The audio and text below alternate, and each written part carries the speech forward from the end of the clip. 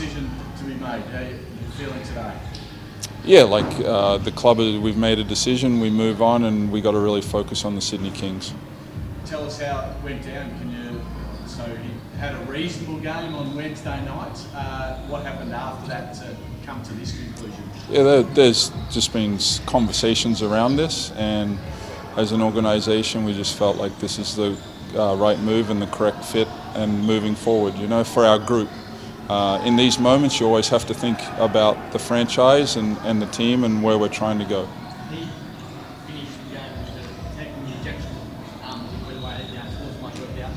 Was he aware that he was under the pump? Was that a sign of his mental state at the time? No. So it was purely that the conversations hadn't been building up, that he needed to have a big game or something like that? Like with any of our players, we're in as a coaching staff, as an organisation, as a basketball department, we're always like checking in and analysing performance, and that goes 1 through 15. John, did Mason know that he was potentially needing to perform on Wednesday night and have a standout game? Otherwise, this would have been his fate.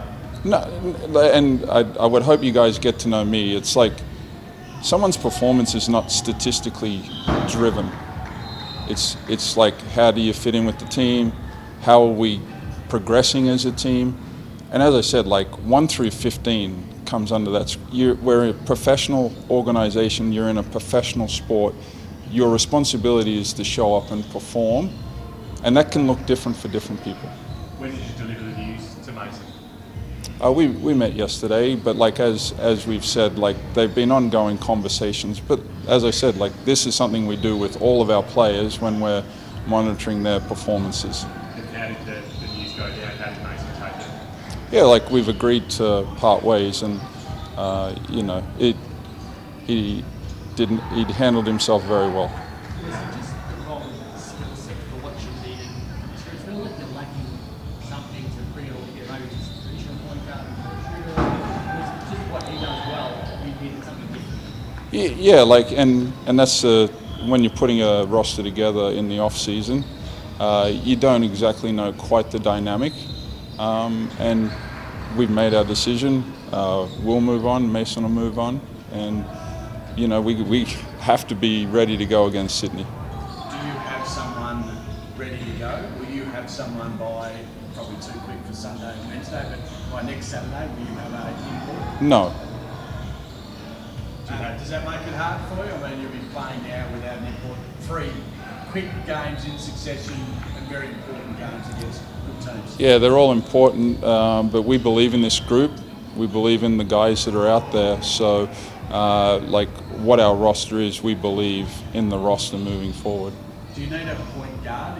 Is that what you're lacking? I mean, you've gone to Jaron this season and Dante as well. Yeah. Is that the spot you're looking for? Someone who can handle the ball and got a bit of experience? We just need a good player that fits in with our group, and like any team right now, you're always assessing. It's not an exact science, so we want to try and find the best player that we feel will complement what we have already seen in our first 5 games. It's frustrating that you've waited for so long to get the player, and then your eyes goes nuts in that first game, and now it's worked out. So you're frustrated you did the patient side of things, and you get the player. No, like it's the industry, it's the nature of like basketball, in the fact that as you're constructing your roster, like guys overachieve or play better and perform better than what you think, and then other guys are like not quite up to the expectation that you have. But then also you can't forget about the collective of the group together, and for me that's a huge part of it. How are we embracing our teammates, and how are we performing as a team? And as I'll reiterate, statistics never play a part in this. You can go through, in my time, there's been some imports come under a lot of scrutiny that haven't been performing well, and we stuck with them, and we just need to find a different balance with our group. You mentioned that actually, you said you referenced Manning, Thomas, and even Dylan and Chris. Yep. What was different this time that made you have to? Yeah, the fit for the group, and we've made some quality additions to our roster, And until you get the band together, you don't exactly know how that'll look and how the instruments will sound together. So, you know,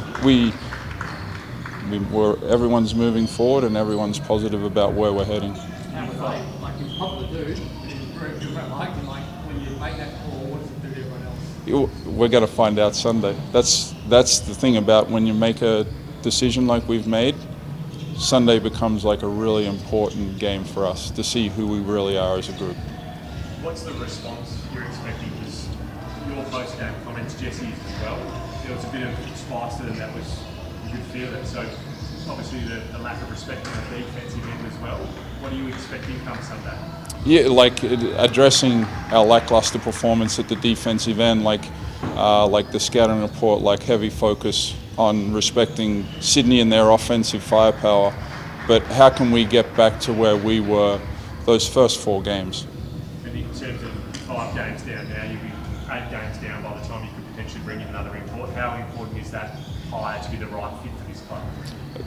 I will highlight again the group that we have. I'm very comfortable moving forward with those guys, but we do need to find the right piece. But I love this group of guys, and we'll be ready to go Sunday. There was a report in the off-season that Pat Beverley's name had been thrown to you.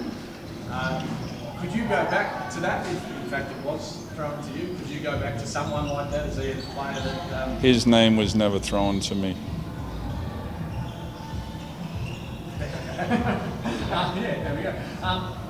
You haven't started games well lately. Uh-huh. And Mason's obviously out of that starting 5. Yep. Now someone else, you need to make another change. You make multiple changes to your starting group to get themselves off the lead start. There'll be a change, yes. Well, obviously one change. Yep. Were you planning on making a change post-game the other night? You don't need to change straight away.